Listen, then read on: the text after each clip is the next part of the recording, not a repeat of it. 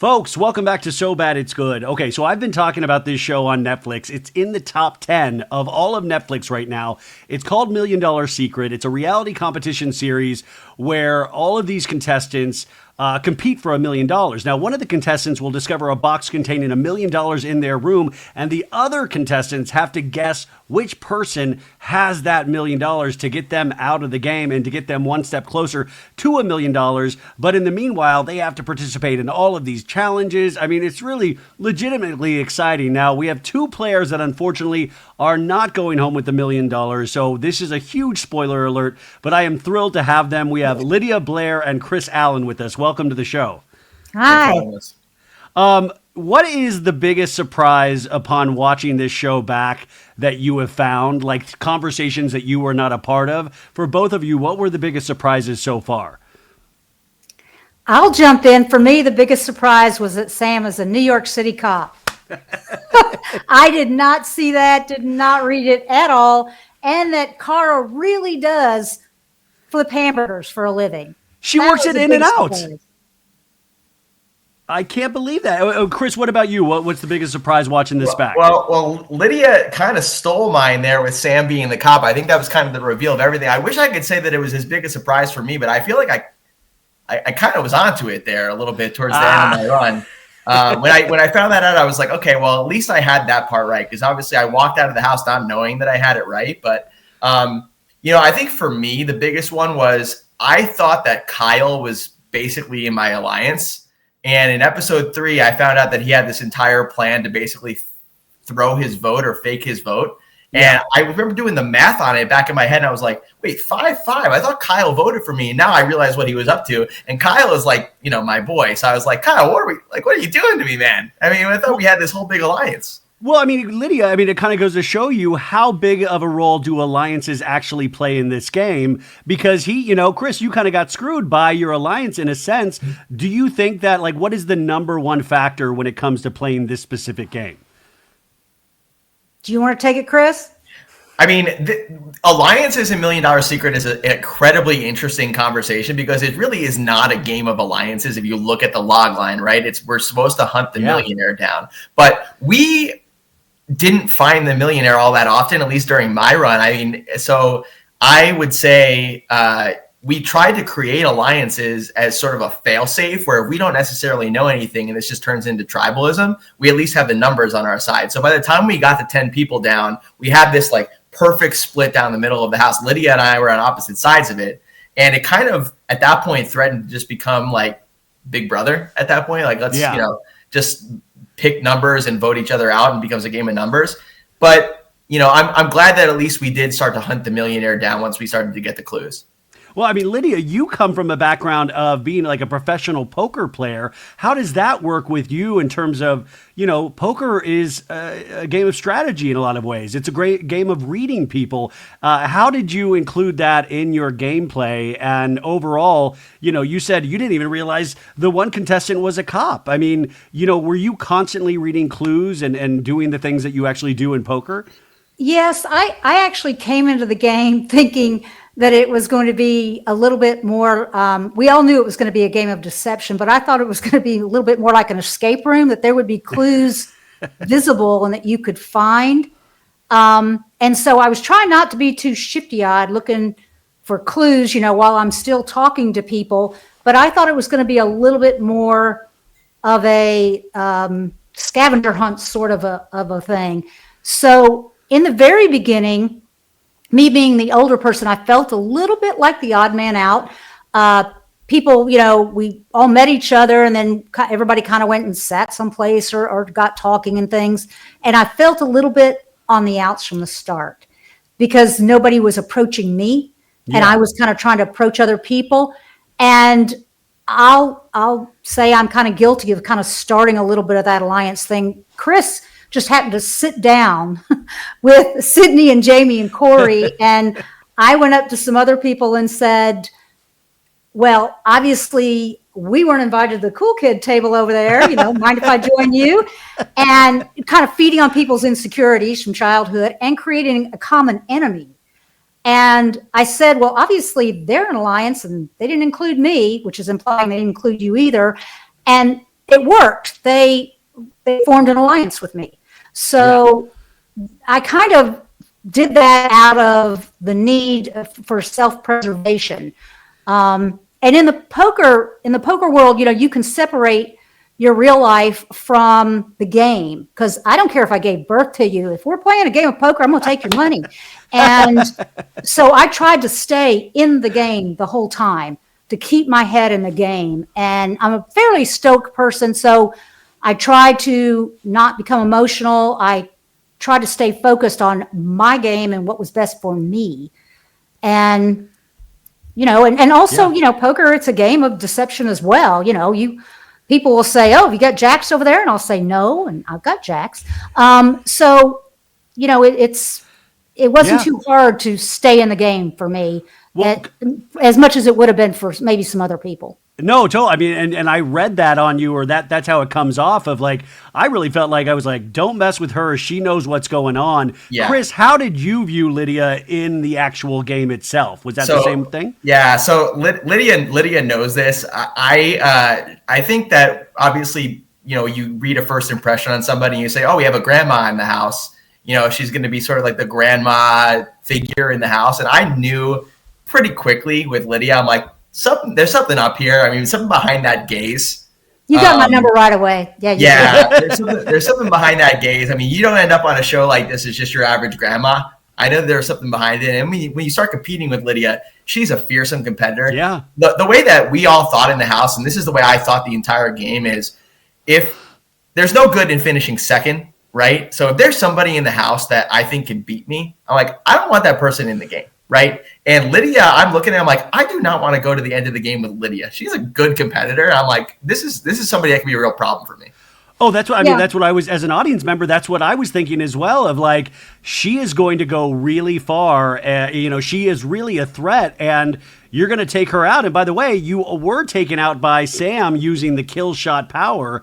And I mean, is there any way, Lydia, in your mind that you play this back and how you would do this differently? Or how would you present yourself a little differently? Because I think you do come off as such a strong presence, and I mean that as a compliment. Would you change your gameplay now in any way if you did this again? Yeah, I really thought I could pull off the just sweet little old grandma thing, and that lasted about a day or two. Chris even called me toward the end. He referred to Doyle Brunson, and I thought, oh my God, he knows. And because Doyle Brunson's, greatest poker player ever. Yep. And I, tried to have a look on my face like, what, but yeah, I should have toned it down a little bit more. I did, from the beginning I was strategizing, but I didn't hide it as well as I should have. I did try to do a few things where I made it look like things came from somebody else. And I succeeded in the beginning with that, but then couldn't keep it up the whole time. Yeah. But another thing though, Ryan, I think from Lydia's perspective is we didn't know what the powers were going to be for the millionaire as the game was going on. So it's really hard to anticipate the kill shot. Yeah. Right. And when the kill shot came out dinner, I think everybody, or at least I did, because I was pretty sure Sam was the millionaire at that point. I was for sure that it was coming for me. Right. Really? But then you start to play it through in your head. And she even said so in her interviews on the show. She's like, I want to get Chris out. He's the only one saying my name. But then you start to play through the layers in your head. And she's like, well, she can't send me home because I was the only one saying her name. She had to kind of slip it in somewhere a little bit more covert. So going for Lydia kind of helped her keep her cover. Oh, it was a great strategy on Sam's part, sending me home. I probably would have done the same thing in her position, because when they said the millionaire gets to choose who goes home, I thought at the time the millionaire was either Sydney or Jamie. Mm-hmm. And I thought, okay, I'm going home. I knew right then. It was like, it's got to be me. Sydney's not doing herself any favors, but I will say, you have had a little bit of a flirtation with Sydney in the game. And, they, in one of the episodes, that you're like, listen, I'm here with this beautiful girl. Yep. I think she's going to have my back. Do you regret saying any of those things, or that mild flirtation that you had? Do you think that was a disadvantage at all? Well, at the end of the day, the way I always go back to is the scene in episode 4 where I'm talking to Lydia before the dinner and I say, I'm playing a game on my side too. It's fun to flirt with your friends. It just so happens that your ally is a beautiful woman in the game, and that's was fun for me. It was fun for Sid to kind of play into it, but we were pretty insistent, I think, to all the other members of the house that we were just really close allies, really close friends, just kind of having fun with each other and flirting as we went through it. Do I regret the way that the game ended for me? She was a really important part of my alliance, so I needed to keep her in the game. Do I regret that she voted me to go home? Yeah, obviously I regret that. I think there's a lot of things that I would have changed, but I think the most important thing that I did was to kind of fracture that alliance that we had. Was I faked my vote to stay away from the next kill shot. And in doing so, I fractured what Sydney and I had built as an alliance. And I think she voted for me mostly based off of the fact that she thought I had voted for her in the prior dinner. So no, I don't regret the relationship that we had. Our relationship was amazing on the show. It's been amazing since the show. Whoa, wait, amazing since the show? Like more than friends since the show? No. Our relationship has been very, very much just purely good friends, basically the entire way. And I consider her a great friend pretty much to this day. How do you think Sam, I mean, to me, I thought Sam was like a little obvious at first, but then, I was like, wow, she's actually playing this game kind of in a really good way, actually, even until the very end. She's playing this in a where I was like, wow, she has a real shot at potentially winning this thing. When watching these episodes back, do you find any kind of little intricacies in Sam's gameplay that's like, oh, that's going to end up biting her in the butt? I thought she played a fantastic game. She is really good at like that where she had to ask, do you hear that ringing? I mean, she pulled that off really well. So you guys, if you don't watch it, which is why you got to binge these things, is that the millionaire will have these ridiculous tasks that'll give them an advantage in the game. Like Lauren had to put all of these pop songs in conversations, and then they get a leg up. And she had to hear like a ringing and saying, do you hear that, right? And she had to get 3 people to say Justin Timberlake. I mean, that's a hard one. And she was good at it. Yeah. And in the beginning, when I first met Sam, I thought she was really woo-woo. I mean, she was talking about crystals and her aura and her feeling things and her, the spirit telling her. Doesn't jive with Lydia. So I thought she was a little kooky. So for her to do other things like that, like mention Justin Timberlake, just kind of went along with all the other stuff she was doing. I majorly underestimated Sam. I mean, we had this scene obviously where she left to go take a nap in the middle of, the first day. I thought to myself, I'm like, oh, she can't handle it. Like, the game was already kind of wearing on her. I really underestimated her early on. She is, honestly, I don't know. We could have several seasons of $1 Million Secret. I don't know that there will be a better player than Sam. She's unbelievable because, to be honest with you, I clocked her as the millionaire when she had the money pretty early on, just based on a couple ways that she answered my questions. And it didn't matter. She still beat me. I mean, that's an incredible skill to have, to be like essentially caught and still outmaneuver the guy who's been on you, right? It didn't matter that I had her. She's a great player. Unbelievable. Well, I always ask this of, there's a lot of great reality competition series shows out there right now. And I think you can add this into that pantheon. But how did you guys get approached initially to be on this show? Because, you come from very different backgrounds, different skill sets. How did they approach both of you to get on this show? Well, Chris, you can take that first. Yeah, I have a pretty fun story. I started off, obviously I've owned a business for many years, so I have a lot of beverage company, right? Yeah, I own a spike seltzer brand. I've owned it for many years, and that gives you a little bit of time flexibility when you have a partner that's willing to cover for you. So I've been in the casting world for a while, and the first project that I casted with, the company that ended up putting me on $1 Million Secret, was a show called The One That Got Away, about being in a school, in a house with someone that you went to high school with that was like a lost flame. And I said, great idea for a show, but big problem. I was super, super nerdy in high school, probably still am. And I don't even know who I would put on the show with me. Like if you wanted me to go back and find somebody from high school, I don't know who I would come up with. So great idea. Keep me in your phone book, but this is not the right fit for me. They wanted to put me on a strategy show. So when this came up, they were like, there's a really good opportunity. I think you might slide in here. it's, with a really big streaming service, you might want to give this your time. So that was kind of how I ended up. I wasn't necessarily looking for it. And it was just the right opportunity, right time for me. And God, am I happy that those things lined up. Well, what about you, Lydia? For me, it was Grandma Does Instagram. I got on Instagram so I could stalk my children's lives. And it popped up on my Instagram feed as apply for a competition for $1 million. And I thought, $1 million, that looks good. And I just clicked the little autofill button. This is how you get scammed, Lydia. How do you're just clicking things online? You know what? When I actually got cast, of course, I got an email and I responded and of course gave them my social security number and everything. And, you're a poker player. What are you doing? If my grandma ever said this, I'd be like, no. When I actually got cast for it, I told my sister, okay, I'm getting on this show and I'm going to be gone for a few weeks and it's out of the country. And she said, are you sure this isn't a scam? And I said, well, they sent me a ticket and I've gone through a psychological evaluation and a background check. And yeah, they do have my social security number. But I am too high maintenance for anybody to, I'm beyond the weight limit and the age for kidnapping. So I said, to get my social security number, they went to a lot of trouble. I don't think they're sending me a ticket out of the country to try to scam me. I think it's legit. I think that conversation was had amongst a few cast members on the first day of filming. We looked around and we were like, oh my God, are you guys so happy that this is actually legit?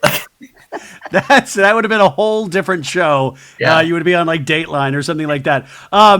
Two more things before we leave. I just wanted, Lydia, you had mentioned this earlier, but also on the show, you were talking about your age and that sometimes women, your age are like sometimes considered invisible or they are underestimated. And do you feel like that, to me, I'm like, damn, I don't underestimate you at all. I was like, this one is potentially can win this thing. I mean, don't you think this kind of representation on shows really help people out there, and have you changed your perception about what you had said through this experience in any way? I do think that, if you go on a reality show, you're really putting yourself out there. Chris can tell you that. He couldn't eat a bowl of pasta without, now everybody in the world's going to, judge him and criticize him. And, one little slip up and everybody thinks they know you. And now that, you've put yourself out there. But yeah, it's true. Ageism is alive and well. And we're all aware of prejudices. We're all aware of bigotry and homophobia and sexism and racism, but you're not aware of ageism until you get there and it just slaps you in the face. And at the poker table, I use it to my advantage because, most poker players, like 96% of poker players are men. And the little old lady sitting over there, it's, they discount you until you take their money. And it's true. That's how our society views the little old lady. And I kind of just fight back a little bit. And I don't say anything behind people's back that I don't say to their face outside of the game. In the game, of course, I'm backstabbing whoever I can to claw my way a little bit higher. But outside of the game, I'm a person who just tends to tell you what I think. And I think that comes with age. If I were in my 20s, I might care what strangers think. But at my age, I don't give a shit. People that know me already know me. So they're the only opinions who I care about. Well, I think you handled yourself brilliantly, and it was just a joy to watch. Now, this has come out on Netflix. It's in the top 10. You have millions upon millions of people that are watching these shows. What has been the wildest reaction that you've gotten so far? Have you been noticed in public? Have you opened a crazy fan letter yet? Any weird experiences?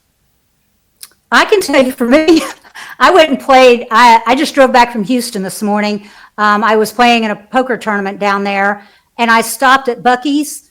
Unless you're from the South, you probably don't know. It's like a truck stop on steroids. It's a little bougier, like with 85 gas pumping areas. And I got recognized by one was a young couple who stopped me as I was getting a beverage, and we're all excited and said, "Oh, we're big fans," and took a picture and everything. And then another was three ladies as I was leaving it.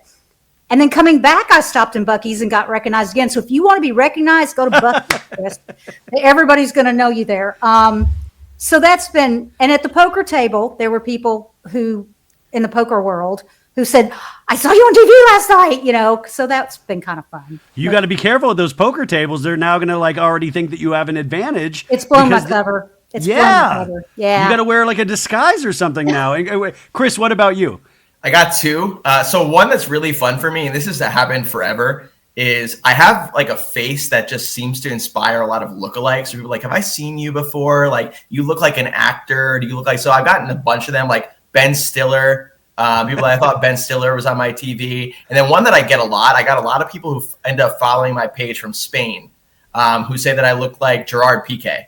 The Barcelona footballer. And I have heard that before, but never on this scale, or my show's airing in Spain. And they're like, wait, it's like a much shorter version of Gerard Piqué on the screen. So I love that. I got a lot of people following me from Spain, which is super cool. And then another one is there's a really big reality fan page on Instagram that has dedicated their page basically to me now. So I'm his profile picture.